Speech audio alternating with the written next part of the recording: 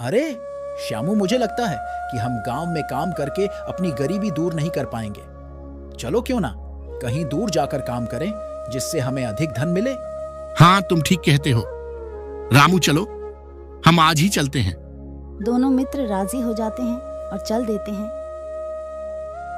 देखो मित्र, वह पेड़ के पास में क्या है?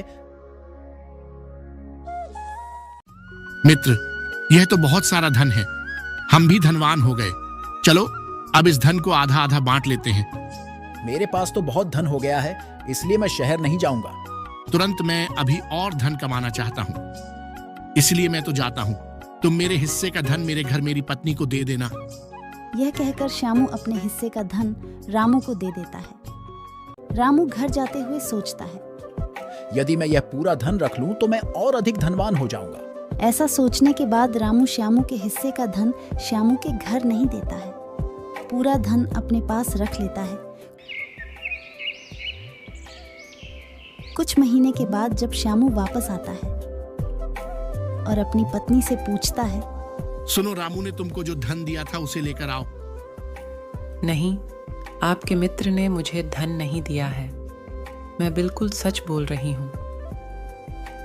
यह सुनकर श्यामू रामू के घर जाता है। रामू, तुमने मेरे साथ धोखा किया है, मेरे हिस्से का धन मेरी पत्नी को क्यों नहीं दिया? नहीं, मैंने धन दे दिया है, तुम्हारी पत्नी को धन दिया था। नहीं दिया, तुमने नहीं दिया। दे दिया है। दोनों झगड़ते हुए राजा के दरबार में पहुंचते हैं और श्यामू पूरी बात राजा को बताता है। मैंने दोनों पक्षों की बातें सुनी है। श्यामू, तुम्हारा कोई गवाह है? पत्नी के अलावा मेरा कोई गवाह नहीं है। और रामू, तुम्हारा कोई गवाह है? हाँ, पड़ोस वाली काकी मेरी गवाह है। ठीक है। राजा ने तीनों गवाह रामू, काकी और श्यामू की पत्नी को अलग अलग कमरे में जाने को कहा। तीनों अलग अलग कमरे में चले जाते हैं। राजा पहले रामू के कमरे में गए और कहा, अब मेरी बात ध्यान से सुनो। रामू, सोने के सिक्के का चित्र बनाओ। रामू चित्र बनाने लगता है। राजा ने रामू का चित्र देखा, फिर काकी वाले कमरे में गए तथा उन्हें चित्र बनाने को कहा। काकी ने चित्र बनाया। राजा ने चित्र देखा, फिर श्यामू की पत्नी को चित्र बनाने ले कहा। तो श्यामू की पत्नी ने कहा, महाराज, मैंने सिक्के नहीं देखे तो चित्र कहाँ से बनाऊं?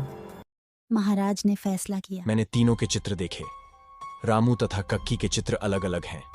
इससे साबित होता है काकी झूठ बोल रही है तथा रामू ने कोई धन श्यामू की पत्नी को नहीं दिया है, इसलिए पाया हुआ सारा धन श्यामू को दिया जाता है और काकी तथा रामू को झूठ बोलने तथा झूठे आरोपों के लिए 1 वर्ष के लिए कारावास की सजा दी जाती है।